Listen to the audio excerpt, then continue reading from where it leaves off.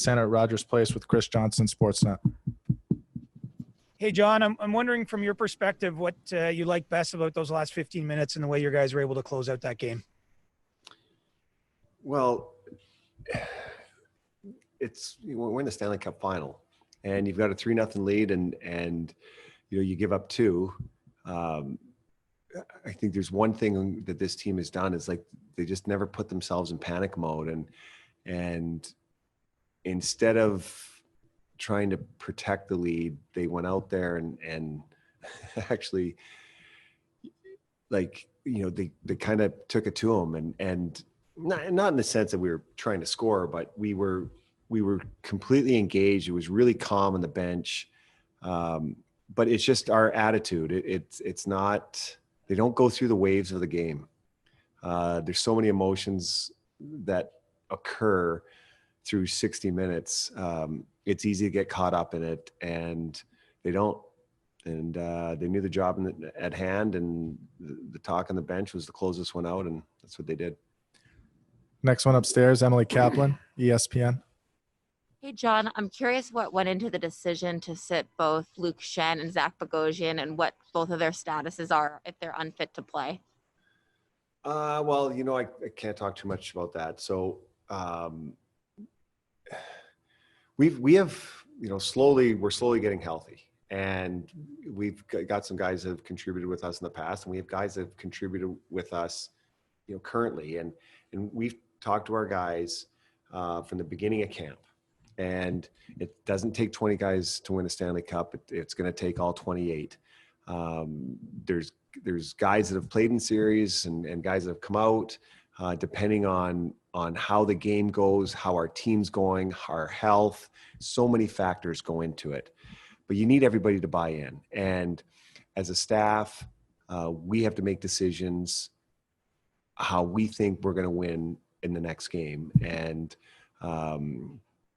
taking some guys out and putting some guys in. And like I said, some of the guys, there's decisions being made because we're forced to make them, AKA unfit to play. But it's what's been great about this team is, sure, everybody gets disappointed when they don't get to play, but in the end, everybody's really, really excited when you win. And we're doing everything we can as a staff and as a group to put the best team on the ice to win that night, and guys understand. And so, to go in more into the decision making, it's we've been with this group for a while. We felt that this group could fit the pace of play that we needed, and they did. We'll do 2 more in the media center. Jason Hills, Tampa Bay Times. Yeah, John. The power play obviously has been something that's struggling in these playoffs, and tonight you get 2. What was it about tonight? Was it just something tinkering a little bit, or what was it that you saw that was able to? Well, we went back to a familiar group. It's been streaky. Like, we seem to score in bunches on our power play, and we definitely needed them tonight.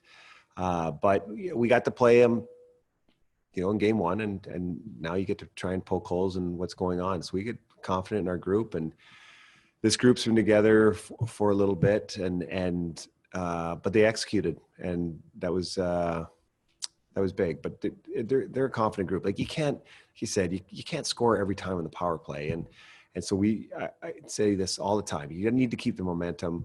The puck went in for us tonight, but thought they deserved it, and big reason why we won. Last one up top, Arpan Basu, The Athletic. Hey, John, I'm just wondering, I know you talked about decisions being made, but Jan Ruda specifically hadn't played since the round robin, was playing in some pretty high leverage situations, some important situations. Was there any concern about him being able to sort of jump on a moving train, if you will, considering how long since he's played? There's always that concern. And that's the biggest concern. The good thing for him was he has played in this tournament. And excuse me, so like I said, it hasn't been that long since he played, but he's been healthy for weeks now. And so we just haven't, because things have been going well for us. And that's the thing, like, there's situations can dictate lineups, and we felt after game 1, this was a situation where he could excel. And your worry is, how are they going to adjust to speed? Because it's extremely hard to jump into an NHL game after you've missed time. It is tenfold jumping into the Stanley Cup final. And so you worry about that. But like I said, he's been, working his tail off in practice, and, he's been a little bit battle tested, but the timing and everything you need, and it took him a few shifts, but after that, he's done everything we've asked him. And like I said, he was a big contributor for us before he got hurt in the regular season. And so he's spent a lot of time with Victor in the regular season. And so we knew there'd be a comfort level if he did come back. Next question, John Romano, Tampa Bay Times. Hey, John, there's a fine line between standing your ground and not being pushed around and taking penalties and being taken out of your own game. How did your guys negotiate that sort of fine line throughout this game? We were on it. There's no doubt. Like the intensity of today's game, this is only game 2. I can't imagine how this is going to continue moving forward, but both teams want to win, and you have to stress to your team, you got to play between the whistles. And for the most part we did, but we got caught up, once or twice afterwards, and it just goes to show, like, teams want to win, and they're willing to do anything, and they don't want to be pushed around, and teams have to stand up for themselves. Like, you can't go into these with bring a knife and they bring a gun. You got to load up too. So it's tough to control, because as coaches, you can preach it all you want, but you're not in the trenches there. But our guys have been pretty good about that all year. And like I said, you got to stick up for yourselves and not give the other team an inch. And for the most part, it usually works out for us. One occasion it didn't, but we got through it. Nick Kotsanika, NHL.com. What impressed you the most about Cooch tonight? Just the way he fought through at the beginning, couple passes he made in the power play, anything else? It's his battle level. And everybody's going to look at the wonderful skill plays he makes, but you look at his battle level, you look at when he goes in for 50-50s or 40-60s and still comes out with the puck. It's impressive. And, that's it for me, like how hard he's working and those gritty things that guys get a lot of accolades that don't have his skill level. But when you got the skill he does and he still does that, it's pretty impressive. We'll do a few more for Coach Ken Campbell, Hockey News. Yeah, I'm just continuing with Kucherov. You're a coach that's always seemed to have a lot of faith and confidence in, particularly in your top guys. I think he had 13 shot attempts in game 1, had nothing to show for it. Had a pretty rough first part of the first period, and it looked like frustration was setting in. Did that concern you? And were you pretty confident that he was going to respond the way he ended up responding? When he was a little younger, it probably would have concerned me. But this year it has not. And he has fought through, the attention he gets is unparalleled. And if you're getting that attention for a reason, is because you're pretty darn good.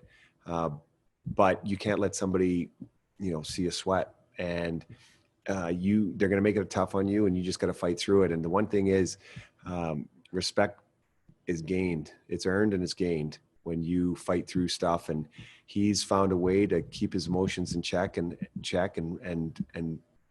really grind through, players being hard on him. And I think that's why he's getting rewarded on the point side of things, because he's sticking to his guns and he's playing to the structure. He's playing to the system, and it's been a lot of fun to watch. We have time for 2 more. Joe Smith, The Athletic. Hey, John, I know a lot of the talk in the series has been Khudobin so far, deservedly so, but how much did Vasilevsky kind of help calm things down in the second period? They were kind of pushing our Yeah, plays. well, the penalties that were taken and earned or not, they were still taken, and you got to kill him off. And he's got to be the best penalty killer, and he was there for us. So, we've talked, can't say enough about him, what he's done for us, and he was just chalk another one up for him for outstanding again tonight. Last one, Diana Neros, Tampa Bay Times. John, I just want to make sure I'm understanding you right. Were Bogosian and Shen, either of them unfit to play, or were they coach's decisions? Hard for me to answer that question. I would say it was 1-1. Coach, thanks a lot for the time.